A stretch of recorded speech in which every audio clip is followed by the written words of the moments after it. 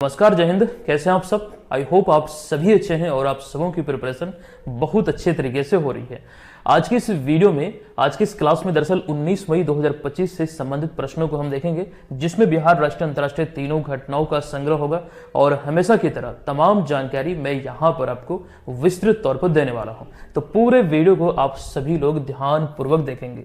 Session की शुरुआत करते हैं। दरअसल एक बात यहाँ पर यह ध्यान रखिएगा, जो लोग पहली बार इस सीरीज से जुड़े हैं, आपको बता दूं ये सीरीज बिहार की प्रतियोगी परीक्षाओं पर केंद्रित है। नो डाउट, अगर किसी भी एग्जाम की प्रिपरेशन में लगे हैं जो बिहार में आयोजित होने वाली है, ये सीरीज आपको बहुत हेल्प करेगा।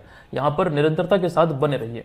चलिए सेशन की शुरुआत करते हैं। पिछले वीडियो में हमने एक प्रश्न पूछा था कि बिहार के मुख्यमंत्री नीतीश कुमार द्वारा हर साल 13 मई को किनकी पुण्यतिथि को राजकीय समारोह के रूप में मनाने का फैसला किया गया है? राइट आंसर होगा विकल्प नंबर डी, यानी कि सुशील कुमार मोदी। अच्छा, सुशील कुमार मोदी बीजेपी का एक बड़ा चेहरा थे बिहार में अब तक, जिनका 13 मई 2024 को कैंसर की वजह से निधन हुआ था। और 4 से 5 पॉइंट इनसे संबंधित हमने बतलाए हैं आपको, जो बहुत ही इंपॉर्टेंट है, जो एग्जाम में पूछा जा सकता है। इन्हें 2011-12 में राज्यों की वित्त मंत्रियों के इम्पावर्ड कमेटी का अध्यक्ष बनाया गया था। खास करके उस समय वो ऐसे देशों के दौरे पर थे जहां पर जीएसटी लागू था। अच्छा, पहला देश कौन है जो सर्वप्रथम जीएसटी लागू किया? तो फ्रांस। ये चीजें हमने आपको बताया था। अच्छा, करंट अफेयर्स का यही वो कोर्स है, बीएम ऑनलाइन लर्निंग एप्लीकेशन पे आपको मिलेगा। इस कोर्स को अगर आप ज्वाइन करते हैं तो यहाँ से जो हमारे करंट अफेयर्स के इस कोर्स की बात हम कर रहे हैं, तो इसमें मटेरियल और वीडियो टेस्ट आदि जो आपको मिलते हैं, इससे आपकी प्रिपरेशन बहुत ही बेहतर हो जाएगी। किसी भी सोर्स पर आपको आश्रित रहने की बिल्कुल आवश्यकता नहीं है। ये चीजें यहाँ पर आप अच्छी तरीके से प्रिपेयर कर पाएंगे। अच्छा, रिसेंटली अभी हमने खेलो इंडिया यूथ गेम्स को लेकर जो बिहार की मेजबानी में आयोजित हुआ है, ये वीडियो आपको प्रोवाइड किया है। आप इसे जरूर देखिएगा। एप्लीकेशन पे फ्री वीडियोज वाले सेक्शन में वहीं पर इसका पीडीएफ भी डाला गया है। आप वहां से निःशुल्क इसका पीडीएफ भी प्राप्त कर पाएंगे। ये वीडियो सभी के लिए देखना अनिवार्य है, क्योंकि बिहार में इतनी बड़ी प्रतियोगिता पहली बार आयोजित हुई है। ये इसका 7वां संस्करण है और ये आपके लिए है बहुत इंपॉर्टेंट। अब यहाँ पर वीडियो की शुरुआत करें, आज के इस क्लास की शुरुआत करें, उससे पहले एक अहम जानकारी आप सबों को दे दूं। दरअसल आप बहुत सारे लोग, मतलब आप लोगों में से डिमांड कर रहे थे कि सर करंट अफेयर्स का प्रॉपर टेस्ट सीरीज लाइए, करंट अफेयर्स का। तो ये 3 फॉर्मेट में आपको देखने को मिलेगा। एक तो चैनल पर, एप्लीकेशन पे ये फ्री रहेगा, ये सभी आपको चैनल पे भी मिलेगा, एप्लीकेशन पे भी मिलेगा। करंट अफेयर्स टेस्ट के नाम से आपके कोर्स में देखिएगा, वहां एक सेक्शन ऐड हुआ होगा। तो ये करंट अफेयर्स का टेस्ट है, ये वीडियो फॉर्मेट में होगा। इसका ऑनलाइन टेस्ट भी आपको मिलेगा और साथ ही साथ इसका पीडीएफ भी आप सभी को दिया जाएगा। तो आप लोग इसे जरूर फॉलो कीजिएगा। इसकी शुरुआत जल्द होने वाली है। इसका हम यहाँ पर इस सीरीज की बात करें तो इसमें बिहार राष्ट्रीय अंतर्राष्ट्रीय तीनों घटनाओं का संग्रह यहाँ पर रखने वाले हैं, जो कि चुनिंदे प्रश्न होंगे जो एग्जाम में पूछे जा सकते हैं। वैसे प्रश्नों को हम यहाँ पर रखने वाले हैं और ये आपके एग्जाम पर्पज से बहुत इंपॉर्टेंट होने वाली है। ये चीजें यहाँ पर आप लोग ध्यान रखेंगे, ठीक है। ये सीरीज का यही खासियत है, जिस वजह से इसकी शुरुआत जल्द होने वाली है। चलिए अब यहाँ पर हम आते हैं आज के इस वीडियो के पहले प्रश्न पे। एक सेकंड रुक जाइएगा।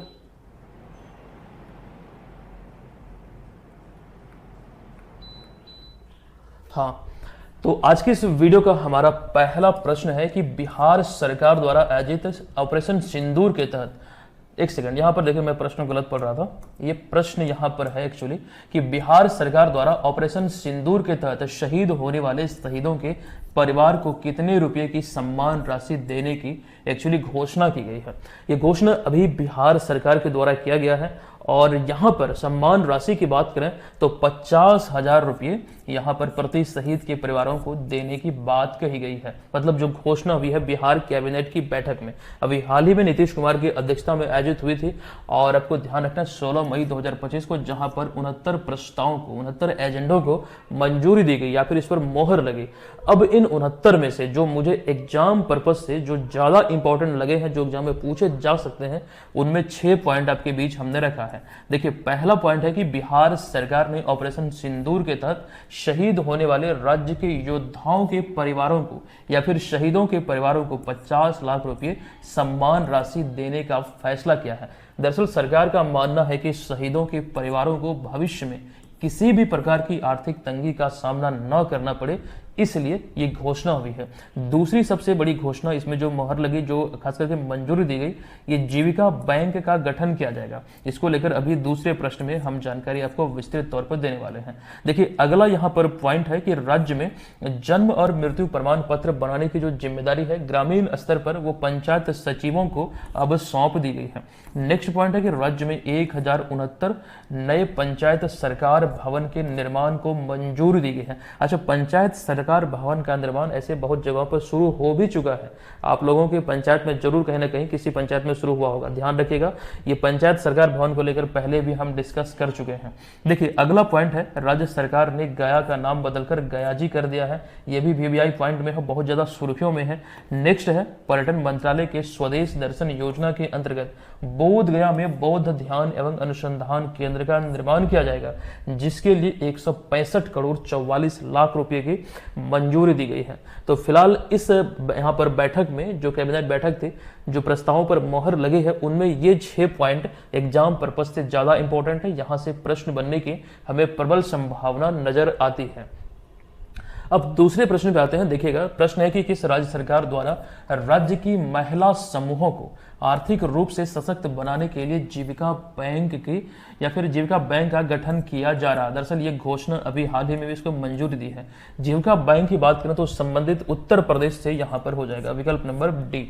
अब आइए समझते हैं, दरअसल इसको लेकर डिटेल में जानकारी आपके बीच हमने रखा है।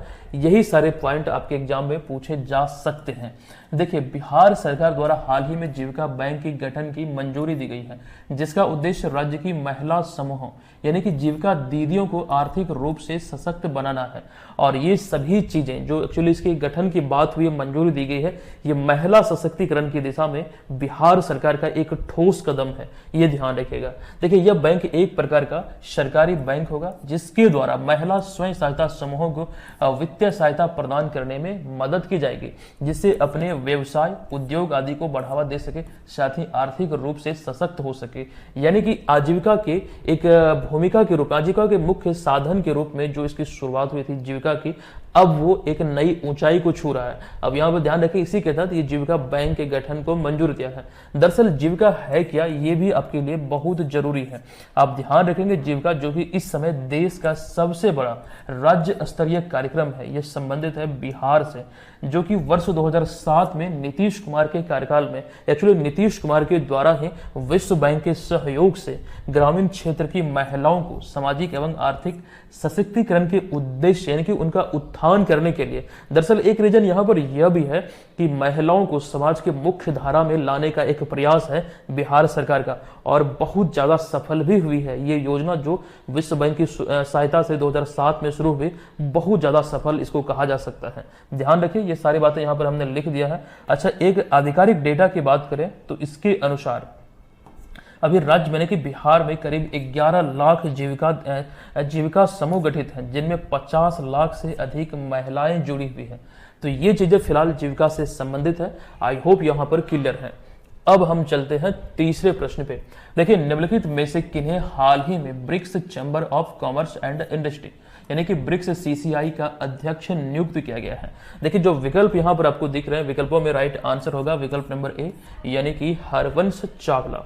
आप यहां पर विस्तृत जानकारी इसको लेकर देख रहे हैं। देखिए हरवंश चावला को हाल ही में BRICS chamber of commerce and industry यानी कि ब्रिक्स सीसीआई का अध्यक्ष नियुक्त किया गया है, जो नए अध्यक्ष के रूप में इसमें शामिल हुए हैं। अब यहाँ पर इसके बारे में, इस संस्था की बात करें, BRICS chamber of commerce and industry एक प्रकार का गैर लाभकारी संगठन है, जो कि ब्रिक्स देशों के बीच व्यापार और सहयोग को बढ़ावा देने के साथ विकास पर काम करता है। तो ये ध्यान रखिएगा, ये आखिर है क्या।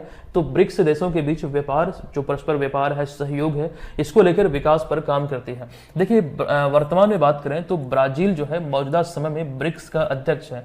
ब्रिक्स देशों में ये जो पॉइंट है, मतलब अध्यक्ष या फिर अध्यक्षता किसके द्वारा किया गया, कौन सा सम्मेलन कहां पर आयोजित हुआ, मतलब इस टॉपिक से ये सारी चीजें इंपॉर्टेंट होते हैं, इसको लेकर यहाँ पर डिटेल में वो चीजें हमने आपके बीच रखा है, ध्यान दीजिए। देखिए ब्राजील के पास इस समय ब्रिक्स की अध्यक्षता है। तो ब्रिक्स की अध्यक्षता अगर हम ब्राजील की बात करें तो इनकी अध्यक्षता में यानी कि ब्राजील की अध्यक्षता में 17वां ब्रिक्स शिखर सम्मेलन जो है ये 6 से लेकर 7 जुलाई 2025 को यहाँ पर ब्राजील के रियो डी जेनेरियो में आयोजित किया जाएगा और ये 17वां ब्रिक्स शिखर सम्मेलन होगा।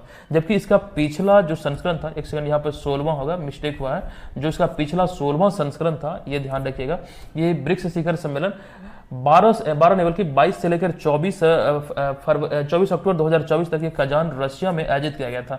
अच्छा, यहाँ पर ब्रिक्स गेम्स को लेकर, जब इसको लेकर हम जानकारी आपको दे रहे थे पिछले साल, ब्रिक्स गेम को लेकर भी हमने आपको बतलाया था। ये प्रतियोगिता या फिर कह सकते हैं ये जो खास करके सम्मेलन था ये 22 से लेकर 24 अक्टूबर को आयोजित हुआ था। इसके बाद ब्रिक्स गेम आयोजित हुआ था। तो ये कहां पर था? ये कजान रशिया में। अच्छा, ब्रिक्स की स्थापना को लेकर भी कई सारे लोगों को कंफ्यूजन होता है। हालांकि आप लोग ये अच्छी तरीके से जानते होंगे, मैंने कई बार बतलाया है कि स्थापना दरअसल 2009 में हुई थी और संस्थापक देशों में ब्राजील, रशिया, भारत और चाइना है। इसके संस्थापक देशों में केवल यही 4 देश है, ब्राजील, रशिया, भारत और चाइना। लेकिन साउथ अफ्रीका को लेकर यहां पर कंफ्यूजन ये होता है। दरअसल ये ध्यान रखिए कि 2010 में दक्षिण अफ्रीका इसमें अगले वर्ष, स्थापना के 1 वर्ष पश्चात इसमें शामिल हुआ था, जिसके बाद ये जो समूह है ब्रिक जो है ये ब्रिक्स कहलाया। यानी कि जो यहाँ पर ऐसे शब्द देख रहे हैं ये साउथ अफ्रीका को रिप्रेजेंट कर रहा है। जैसे यहाँ पर ब्रिक्स में है भारत नहीं बल्कि ब्राजील, रशिया, इंडिया और चाइना, ये प्रथम 4 अक्षर ब्रिक, और ऐसे जो जोड़ा वो साउथ अफ्रीका को रिप्रेजेंट यहाँ पर कर रहा है। तो ये चीज ध्यान रखिए। अच्छा, ये सारी चीजें यहाँ पर भी हमने लिखा है, जैसे कि ब्रिक्स जो है ये उभरती अर्थव्यवस्थाओं का एक अंतर्राष्ट्रीय समूह है और संस्थापक देशों को लेकर अभी हम आपको बतला रहे थे, ब्राजील, रशिया, भारत और चाइना इसका संस्थापक देश है। 2010 में दक्षिण अफ्रीका इसका सदस्य बना। अब यहाँ पर इस पॉइंट को देखिएगा, ईरान, संयुक्त अरब अमीरात यानी कि यूएई और उसके अतिरिक्त मिस्र, इथोपिया, सऊदी अरब पिछले साल 2024 में इसके सदस्य के रूप में इसमें शामिल हुआ है। लेकिन जनवरी 2025 में इंडोनेशिया आधिकारिक तौर पर इसके 11वें सदस्य के रूप में ब्रिक्स में सम्मिलित हुआ है। अच्छा, एक जानकारी और भी है कि अर्जेंटीना ने ब्रिक्स में शामिल होने के निमंत्रण को अस्वीकार कर दिया, यानी कि अस्वीकार किया इसमें शामिल होने का जो निमंत्रण था। तो फिलहाल इस समय तक की बात करें तो ब्रिक्स में सदस्य देशों की संख्या अब 5 से बढ़कर 11 हो चुकी है। नवीनतम सदस्य जो है वह इंडोनेशिया, जो जनवरी 2025 में इसमें शामिल हुआ है। ये चीजें यहाँ पर क्लियर है। अच्छा, आपसे ये भी पूछा जा सकता है कि ब्रिक्स शिखर सम्मेलन की मेजबानी भारत अब तक कितनी बार किया है? तो 3 बार किया है, चौथा, 8वां और 13वां ब्रिक्स सम्मेलन, जो क्रमशः आपको ध्यान रखना, दिल्ली, गोवा और दिल्ली में क्रमशः 12, 16 और 2021 में यहाँ पर आयोजित हुआ है। ये चीजें बहुत इंपॉर्टेंट है। चलिए अब आते हैं अगले प्रश्न पे। देखिए, वाणिज्यिक स्तर का दुनिया का पहला ई मेथनॉल उत्पादन संयंत्र किस देश में स्थापित किया गया है? बहुत इंपॉर्टेंट प्रश्न है और ये स्थापित करने के बाद यहां पर हम करें तो राइट आंसर होगा विकल्प नंबर सी। ये अपनी तरह का पहला ई मेथनॉल उत्पादन संयंत्र है, डेनमार्क में अभी इसे स्थापित किया गया है। देखिए, वाणिज्यिक स्तर का दुनिया का पहला ई मेथनॉल उत्पादन संयंत्र डेनमार्क के केस्सो, यहाँ पर एक जगह है केस्सो नाम से, यहीं पर ये स्थापित किया गया है। अच्छा, यह परियोजना यूरोपियन एनर्जी और जापान की मित्सुई कंपनी द्वारा संयुक्त रूप से शुरू की गई है, जिसका उद्घाटन अभी हाल ही में 3 मई 2025 को हुआ है। ये ध्यान रखिए, ये किस देश की सहायता से यहाँ पर शुरू हुई है? डेनमार्क में। तो जापानी कंपनी एक है मित्सुई की सहायता से। अच्छा, इससे प्रति वर्ष 42,000 मीट्रिक टन ई मेथनॉल का उत्पादन किया जाएगा। इस परियोजना के उद्देश्य की बात करें तो वैश्विक समुद्री परिवहन क्षेत्र में कार्बन उत्सर्जन को कम करना है, साथ ही अंतर्राष्ट्रीय समुद्री संगठन के 2050 तक के कार्बन न्यूट्रल यानी कि नेट जीरो का लक्ष्य को समर्थन देना है। ध्यान रखिए, राष्ट्रीय नहीं बल्कि अंतर्राष्ट्रीय समुद्री संगठन का जो नेट जीरो का लक्ष्य है वो 2050 है, जबकि भारत सरकार का नेट जीरो का जो लक्ष्य है वो 2070 है, हमने आपको बतलाया था। और यही बिहार सरकार का भी है, बिहार सरकार का नेट जीरो का लक्ष्य भी 2070 है, यानी कि भारत सरकार के अनुरूप है, ये ध्यान रखिए। अच्छा, बात यहां पर हो रही है समुद्री क्षेत्र में या फिर समुद्र और कार्बन उत्सर्जन की, कार्बन की। यहां पर ऐसी ही जानकारी एक हमने आपको 2-4 दिन पहले दिया था। देखिए, यूनाइटेड किंगडम द्वारा हाल ही में सी क्योर नामक एक प्रोजेक्ट शुरू किया गया है। इस तकनीक के तहत समुद्र के पानी को अलग करके इलेक्ट्रोकेमिकल प्रक्रिया द्वारा CO2 यानी कि कार्बन डाइऑक्साइड को निकाला जाता है। अच्छा, इस पहल का उद्देश्य जलवायु परिवर्तन को रोकने के लिए समुद्र से कार्बन डाइऑक्साइड को हटाना है। रिलेटेड फैक्ट्स में ये ध्यान रखिएगा। इंपॉर्टेंट यहाँ पर यह है कि सिक्योर नामक जो पहल है या फिर प्रोजेक्ट है किस देश द्वारा शुरू किया गया है, और मोस्ट इंपोर्टेंटली आपको ये भी ध्यान रखना ये क्या है, मतलब किस प्रकार से ये संचालित होगी, ये क्या मतलब है, ये चीजें यहाँ पर ध्यान रखिए। चलिए आते हैं छठे प्रश्न पे।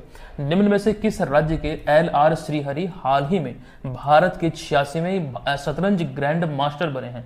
देखिए LR श्रीहरि 86वें ग्रैंड मास्टर अभी बने हैं, ये है तमिलनाडु के रहने वाले। मूल रूप से आपको यहाँ पर जानकारी दे दूं कि तमिलनाडु के LR श्रीहरि, जिन्हें आप यहाँ पर तस्वीर में देख रहे हैं, ये अभी हाल ही में भारत के 86वें ग्रैंड मास्टर बने हैं। भारत के ग्रैंड मास्टर की सूची जो कि 81 से लेकर 86 तक आपके बीच हमने रखा है। सायंतन दास पश्चिम बंगाल के 81वें ग्रैंड मास्टर बने। रिसेंटली अगर हम देखें तो उनमें 82वें ग्रैंड मास्टर गोपल्ला परनीत जो तेलंगाना के हैं, 83वें बने हैं आदित्य सामन, ये महाराष्ट्र के हैं। फिर 84वें बने हैं वैशाली रमेश बाबू, ये भी तमिलनाडु के हैं। 50वें पी श्याम निखिल, ये भी तमिलनाडु के हैं। और रिसेंटली 86वें ग्रैंड मास्टर बने हैं LR श्रीहरि। एक चीज समझिएगा, अगर ग्रैंड मास्टर की जो 86 मतलब नाम जो इसमें शामिल है, अगर आप इसे देखेंगे बारीकी से तो यहां पर अधिकतर ग्रैंड मास्टर संबंधित आपको दिखेंगे तमिलनाडु से। तो एक कंक्लूजन पे हम पहुंच सकते हैं कि सर्वाधिक जो ग्रैंड मास्टर का खिताब है वो तमिलनाडु के पास है, ये भूलिएगा मत। अच्छा, विश्वनाथन आनंद की बात करें, जो एक्चुअली इन्हें आप यहां पर देख रहे हैं, विश्वनाथन आनंद भी तमिलनाडु के ही रहने वाले हैं। 1988 में ये भारत के पहले ग्रैंड मास्टर बने थे, ये ध्यान रखना है आपको। देखिए भारत सरकार द्वारा एक्चुअली इन्हें जो सम्मान मिला है ये भी इंपॉर्टेंट है। देखिए शतरंज की दुनिया में अगर हम बात करें, विश्वनाथन आनंद की एक बादशाह के रूप में स्थापित हैं, और ये बहुत इंपॉर्टेंट है। इन्हें कब सम्मानित किया गया, कौन कौन पुरस्कार मिला, ये जरूर आपको याद रखना है। तो भारत सरकार द्वारा 1985 में उन्हें अर्जुन पुरस्कार, 1987 में चौथा सर्वोच्च सम्मान पद्मश्री, फिर 1981 में 81 नहीं बल्कि 91-92 में राजीव गांधी खेल रत्न पुरस्कार, फिर वर्ष 2000 में भारत का तीसरा सर्वोच्च सम्मान पद्म भूषण, फिर 2007 में भारत का दूसरा सर्वोच्च सम्मान पद्म विभूषण पुरस्कार से उन्हें सम्मानित किया जा चुका है या फिर किया गया है। तो ये इंपॉर्टेंट है। अगला पॉइंट है कि तमिलनाडु, अच्छा वही पॉइंट हमने लिखा कि सबसे अधिक ग्रैंड मास्टर खिताब हासिल करने वाला भारतीय राज्य है। तो ये चीजें फिलहाल यहाँ पर इस प्रश्न में जो इंपॉर्टेंट लगा है मुझे, वो आपके बीच हमने रिलेटेड फैक्ट्स में रखा है। अब आते हैं अगले प्रश्न पे। देखिए निम्नलिखित में से किन्हें हाल ही में स्वीडन में भारत के राजदूत के रूप में नियुक्त किया गया है, इनका नाम क्या है? अनुराग भूषण इस प्रश्न का राइट आंसर हो जाएगा।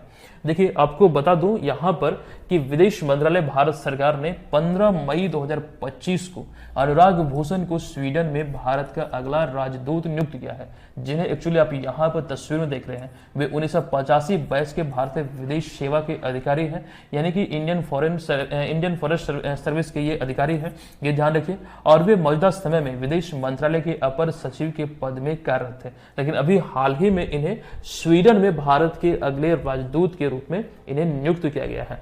अब यहां पर देखिए भारत की बात हो रही है और स्वीडन की बात हो रही है, तो एक अहम जानकारी यहां पर मैं आपको देने वाला हूं, ध्यान से सुनिएगा। ये पॉइंट यहाँ पर COP28 से संबंधित है।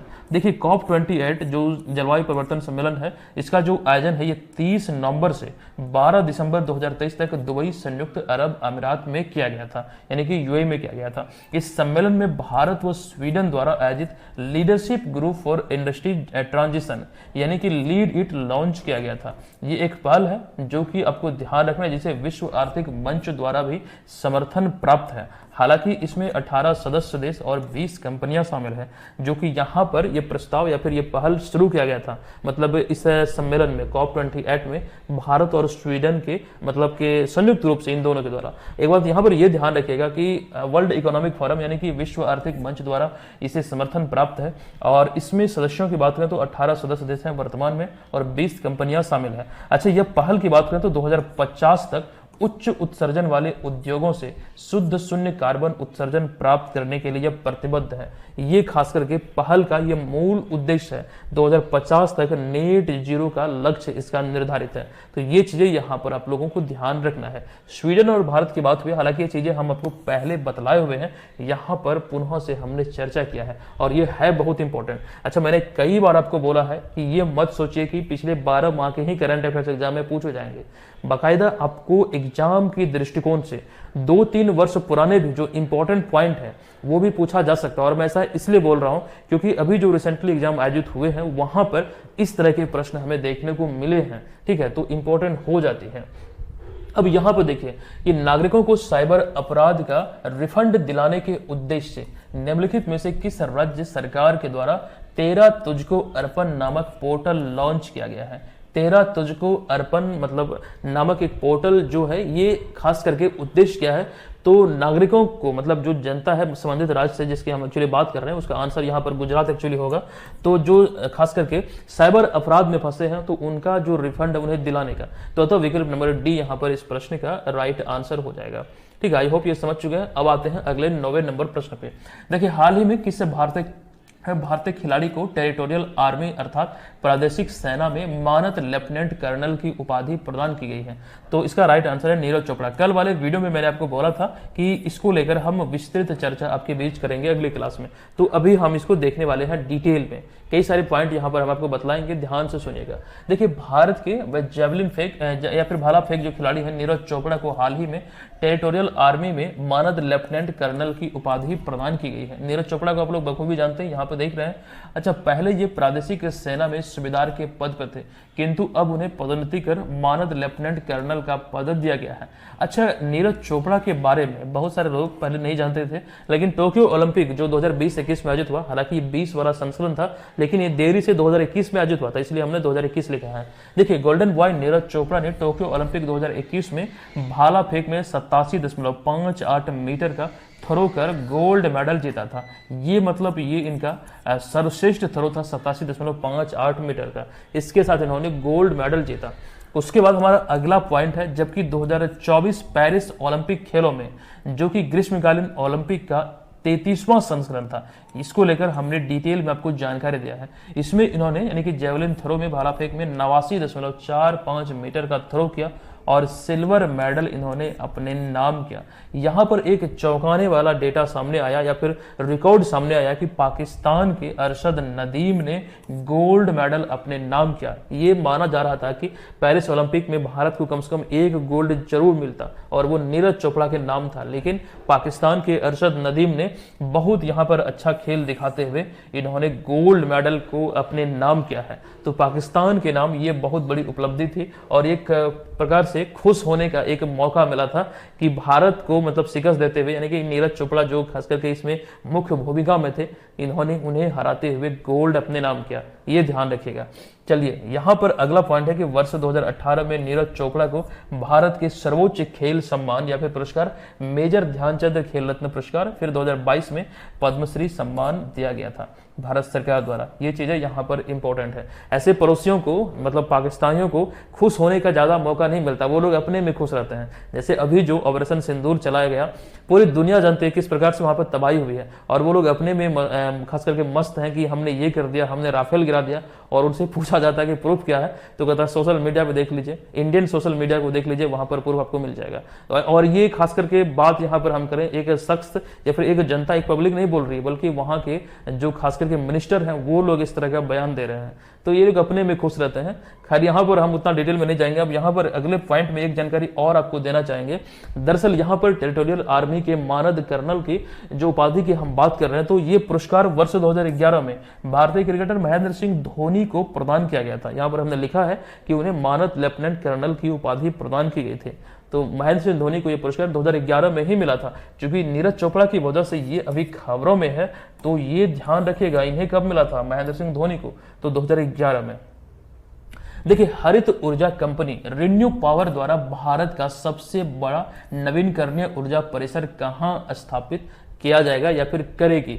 ध्यान रखिए, इसका राइट आंसर है विकल्प नंबर डी, यानी कि आंध्र प्रदेश में ये स्थापित किया जाएगा। आपको बता दूं कि भारत का सबसे बड़ा नवीनकरणीय ऊर्जा परिसर आंध्र प्रदेश के अनंतपुर जिला के अंतर्गत बेथपल्ले गांव में स्थापित किया जाएगा।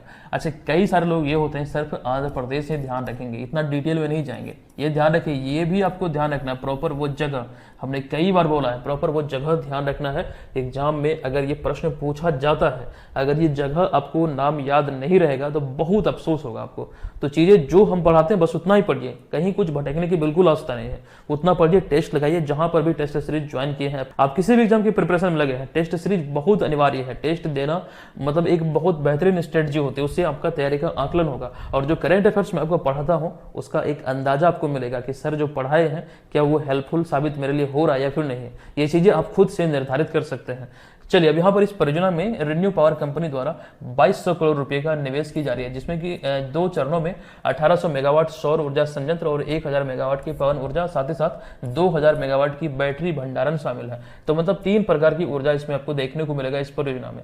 तो ये चीजें कहां पर स्थापित होगी, तो आंध्र प्रदेश के अनंतपुर जिला के अंतर्गत बेथपल्ले गांव में। दरअसल आंध्र प्रदेश सरकार द्वारा अक्टूबर 2024 में शुरू की गई एकीकृत स्वच्छ ऊर्जा नीति के तहत इस योजना को या फिर परियोजना को मंजूरी दी गई है। अच्छा, ये तो जानकारी रही डायरेक्टली इस प्रश्न से संबंधित, लेकिन एक्चुअली यहां पर बात हम कर रहे हैं, एक शब्द आया है अनंतपुर। अनंतपुर को लेकर मनरेगा के संदर्भ में एक जानकारी मैं आपको देने वाला हूं।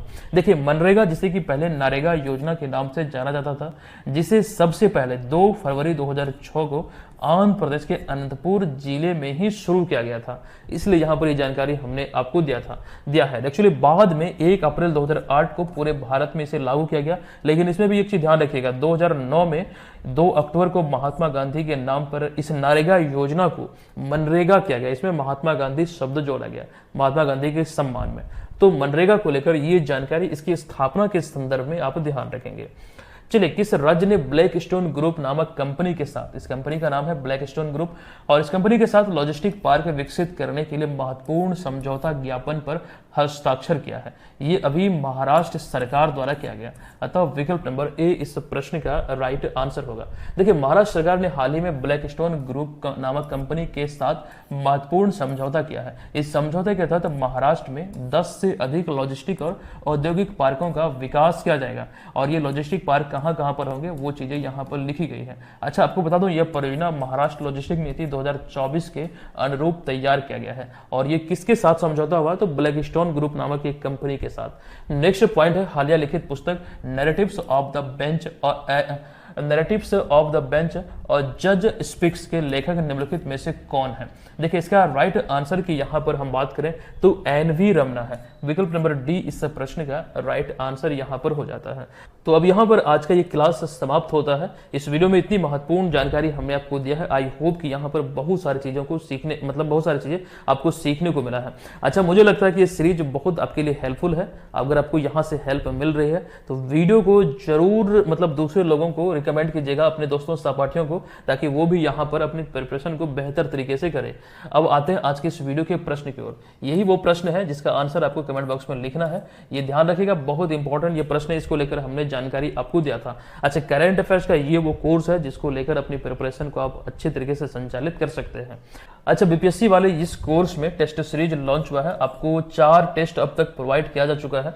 अच्छा, टेस्ट में स्कोर जो रहता है बाकायदा, वो आप जो टेस्ट देते हैं आपको अंदाजा लग रहा होगा कि हमारी प्रिपरेशन कैसी है, वो स्कोर के माध्यम से ही आप डिसाइड कर सकते हैं। अच्छा, इसका टॉप 10 का जो खास करके जो सूची है, जो टॉप रैंकर है, वो हम आपको शेयर करते हैं टेलीग्राम पर। वहां पर आप अपना रिजल्ट भी देख सकते हैं। हालांकि एप्लीकेशन पे जब टेस्ट सबमिट करते हैं तो अपना रिजल्ट वहां अपने खुद से देख सकते हैं, लेकिन जनरली मैं टेलीग्राम पर टॉप 10 की सूची को शेयर करता हूं जो टॉप रैंकर रहते हैं टेस्ट में। अच्छा, अगर अभी तक आप इसे ज्वाइन नहीं किए हैं तो जरूर ज्वाइन कर लीजिएगा। हम मिलते हैं आपसे नेक्स्ट वीडियो में, तब तक के लिए धन्यवाद। जय हिंद।